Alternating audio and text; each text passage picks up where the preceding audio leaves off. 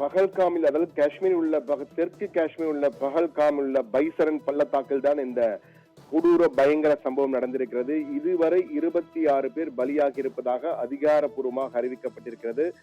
மேலும் பலர் உயிரிழக்கக்கூடும் என்ற அச்சநிலையும் அங்கு காணப்படுகிறது. அவர்களுக்கு சிகிச்சை அளிக்கப்பட்டு வருகிறது. ஆனால் அவர்கள் நிலை என்னவென்று தெரியவில்லை. இந்த சூழ்நிலையில் தற்போது அந்த பகல்காம் முழுவதும், பகல்காம் மட்டுமல்ல, காஷ்மீர் பாகிஸ்தான் பகுதியில் உள்ள எல்லை பகுதி அனைத்துமே தற்போது முழு ராணுவ கட்டுப்பாட்டிற்கு இருந்திருக்கிறது. ராணுவம் மிக உஷார் நிலையில் உள்ளது என்றுதான் கூற வேண்டும். அந்த நிலையில் தான் தற்போது அங்கிருந்து வரும் காட்சிகள் நமக்கு நேரலை காட்சிகள் தெரிவிக்கின்றன. தற்போது இந்தியா இன்று நண்பகலிலே ஒரு மிக முக்கியமான கூட்டம், பாதுகாப்பிற்கான அமைச்சரவை சிறப்பு குழு கூட்டம் நடைபெற இருக்கிறது.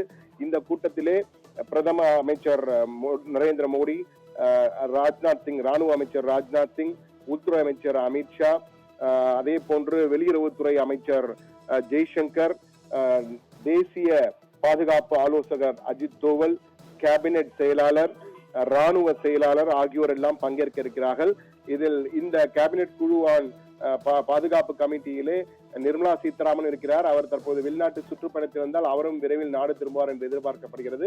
ஆனால் பிரதமர் தலைமையில் நடைபெறும் இந்த கூட்டத்திலே பல முக்கிய முடிவுகள் எடுக்கப்பட இருக்கின்றன.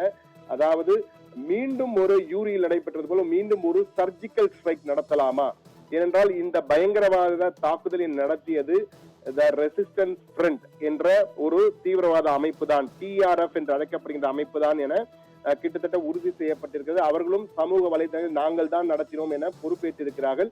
இவர்கள் லஷ்கர் இ தொய்பா என்ற பயங்கரவாத இயக்கத்தின் நிழல் இயக்கமாக செயல்படக்கூடியவர்கள் தான் TRF, த ரெசிஸ்டன்ஸ் ஃப்ரண்ட் என்ற இந்த தீவிரவாத இயக்கம்.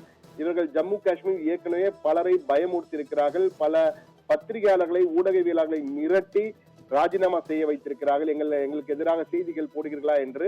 எனவே மிக பயங்கரமான இயக்கமாக செயல்பட்டுக் கொண்டிருக்கும் இவர்கள் தடை செய்யப்பட்ட இயக்கமாக இருக்கிறார்கள் இந்திய அரசால். எனவே இவர்கள் தான் நடத்தி இருக்கிறார்கள் என்று தெரிந்திருக்கிறது. எனவே இவர்களை என்ன செய்வது என்பது குறித்து மிக முக்கியமான ஸ்ட்ராட்டஜிக் மீட்டிங் நடக்க இருக்கிறது. இதில் எப்பொழுது அவர்களுக்கு உரிய பதிலடி கொடுப்பது, எந்த விதத்தில் பதிலடி கொடுப்பது, எந்த நேரத்தில் பதிலடி கொடுப்பது என்பதெல்லாம் முடிவு செய்யப்பட இருக்கிறது. ஆனால் இந்த சர்ஜிக்கல் ஸ்ட்ரைக் கடந்த முறை போல் இல்லாமல் மிக துல்லியமாக அந்த குறிப்பிட்ட தீவிரவாதிகளை வைத்து மட்டும் நடக்கப் போகிறதா, அல்லது ஒட்டுமொத்தமாக தீவிரவாத கேம்புகள், முகாம்களை அனைத்தையும் அழிக்கப் போகிறார்களா என்பது குறித்தெல்லாம் மிக முக்கியமான முடிவுகள் இன்றைய கூட்டத்தில் எடுக்கப்படும். வழிகாட்டுதல்கள் என்ன செய்ய வேண்டும் என்ற வழிகாட்டுதல்களை பிரதமர் தலைமையிலான அந்த முக்கிய பாதுகாப்பு துறைக்கான அமைச்சரவை கூட்டத்திலே முடிவெடுக்கப்பட இருக்கிறது. இதில் குறிப்பாக சில ராணுவ அதிகாரிகளிடம் பேசிய போது இப்படியெல்லாம் செய்யக்கூடிய வாய்ப்பு இருக்கிறது என கூறியிருக்கிறார்கள். அதாவது நேரடியாக பாகிஸ்தான் உள்ளே புகுந்து இந்த லஷ்கர் இ தொய்பாவின் தலைவராக கருதப்படும் ஹபீஸ் சையத் என்னுடைய பினாமி அமைப்பான த ரெசிஸ்டன்ஸ் ஃப்ரண்ட் TRF மீது சர்ஜிக்கல் ஸ்ட்ரைக் நடத்தி அந்த ஹபீஸ் சையத், அந்த தீவிரவாதி இருக்கும் இடம், அவர் தற்போது சிறையில் தான் அடைக்கப்பட்டிருக்கிறார். லாகூரில் உள்ள மத்திய சிறையில் அடைக்கப்பட்டிருக்கிறார். அவரையே அந்த இடத்திலேயே தாக்கி அழித்தது, அதே போன்று அந்த ரெசிஸ்டன்ஸ் ஃப்ரண்ட் TRF உறுப்பினர்களை அங்கிருந்து தாக்கி அழிப்பது, அதற்கான திட்டம் நடத்தப்படலாம். அல்லது பாகிஸ்தான் இந்திய எல்லை பகுதி, இந்திய பாகிஸ்தான் எல்லை பகுதியில் உள்ள தீவிரவாத முகாம்கள் பாகிஸ்தானுடைய எல்லைக்குள் இருக்கின்றன. அந்த முகாம்களை வான்வழி தாக்குதல் மூலமாக, விமானம் மூலம் அதை துல்லியமாக அழிப்பது, அதாவது ட்ரோன்கள் மூலமாக அவர்களை அழிப்பது போன்றவற்றை தாக்குதலை நடத்தலாம்.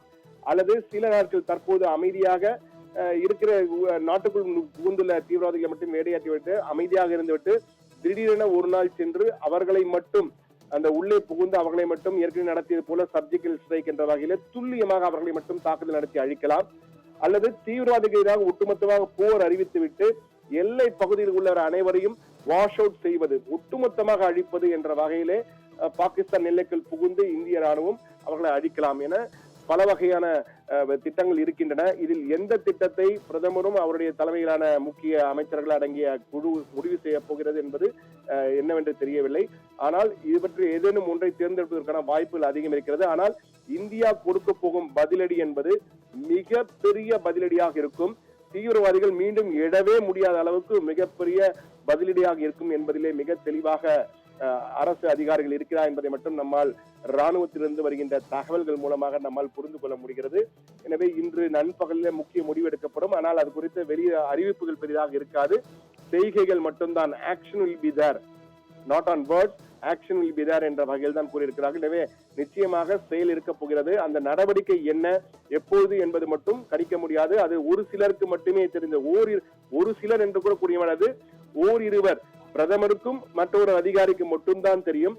அந்த அதிகாரியும் யார், உள்துறை அமைச்சரா அல்லது அஜித் தோவலா, உள்துறை அமைச்சரா அஜித் தோவலா என்பதும் தெரியவில்லை. ஆனால் பிரதமருக்கு நிச்சயம் தெரிந்திருக்கும். பிரதமருக்கும் இன்னும் ஒருவருக்கு தான் இந்த தாக்குதல் எப்போது நடக்கப் போகிறது, எப்படிப்பட்ட தாக்குதல், எந்த நேரத்தில் நடத்தப் போகிறார்கள் என்பது அவர்கள் தான் முடிவு செய்ய போகிறார்கள். எனவே நிச்சயமாக பயங்கரமான பதிலடி இந்த பயங்கரவாதிகளுக்கு அவருடைய பாஷையிலேயே திருப்பி கொடுக்கப்படும் என்பது மட்டும் நிச்சயம். அது உறுதி என்பதை தான் ராணுவ அதிகாரிகள் நமக்கு உறுதி செய்திருக்கிறார்கள். ஆனால் இந்த தாக்குதலுக்கு பல்வேறு உலக தலைவர்களும் கண்டனம் தெரிவிக்க ஆரம்பித்தார். குறிப்பாக வல்லரசு நாடுகளான அமெரிக்காவும் சரி, ரஷ்யாவும் சரி, இந்தியாவின் துணை நிற்கிறோம் என கூறியிருக்கிறார். தீவிரவாதிகளுக்கு எதிராக நடத்தப்படும் நடவடிக்கைகளுக்கு இந்தியாவுக்கு துணை நிற்போம் என கூறியிருக்கிறார்கள். எனவே நிச்சயமாக இந்தியா கடுமையான பதிலடி கொடுக்கும் என்பதில் மாற்று கருத்தே இல்லை. இது ஒரு மிக கொடூரமான தாக்குதல். பயங்கரவாதிகள் அவர்களுக்கு பிரச்சனை என்றால் ராணுவத்தின் மீது தாக்குதல் நடத்தலாம் என ராணுவ வீரர்கள் பதிலடி கொடுப்பார்கள். அப்பாவி சுற்றுலா பயணிகளை திட்டமிட்டு தாக்குதல் நடத்தி கொள்வது என்பது மிகப்பெரிய கொடுமை. நிச்சயமாக இதற்கு பதிலடி கொடுக்கப்படும் என்றுதான் தற்போது நமக்கு கிடைத்த தகவல். எனவே மீண்டும் ஒரு சர்ஜிக்கல் ஸ்ட்ரைக் நிச்சயம் இருக்கிறது. அது எப்போது என்பது மட்டும்தான் இன்று முடிவெடுக்கப்படும் என தெரிகிறது.